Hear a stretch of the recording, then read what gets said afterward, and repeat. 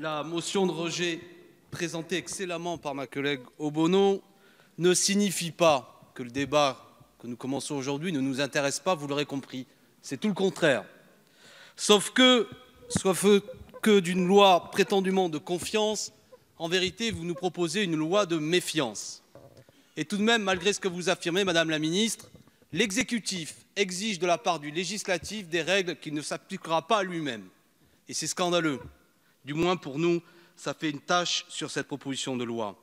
C'est une loi faite en vérité pour faire détourner le regard de nos concitoyens. Elle vise à dire, et mes collègues l'ont excellemment dit, laissez les riches gouverner et suspectez vos élus. Nous n'acceptons pas cette règle. Pour lutter contre les corrupteurs, il faut se donner des moyens nouveaux que cette loi ne propose pas. Cette loi, fondamentalement, par rapport à ce qui a ébréché la confiance entre nos concitoyens et le pouvoir politique, est un revolver chargé à blanc qui rate sa cible. Beaucoup de bruit, mais une fois de plus, vous ne touchez pas l'essentiel.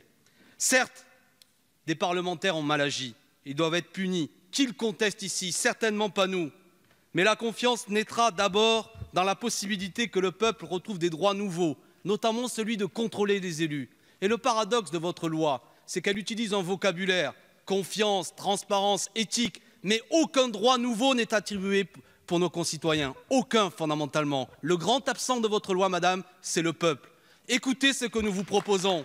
Le droit de révoquer les élus, le contrôle par les citoyens de l'exécution du pouvoir politique. C'est comme ça que vous rétablirez la confiance. C'est comme ça que nos concitoyens verront, par l'acquisition de droits nouveaux, qu'ils peuvent voter pour des femmes et des hommes et les révoquer s'ils ne mettent pas en application ce pourquoi ils ont été élus. Fondamentalement, ce que vous proposez rate complètement, ce qui crée le gouffre aujourd'hui entre nos concitoyens et le pouvoir politique et ce qui amène à ce que plus d'un électeur sur deux n'ait pas allé voter. Voilà, le droit de révoquer, voilà la réponse. La 6e République par l'Assemblée constituante, voilà aussi la réponse. Je termine par une autre citation, vu que le président Mélenchon en a fait une, d'un grand républicain.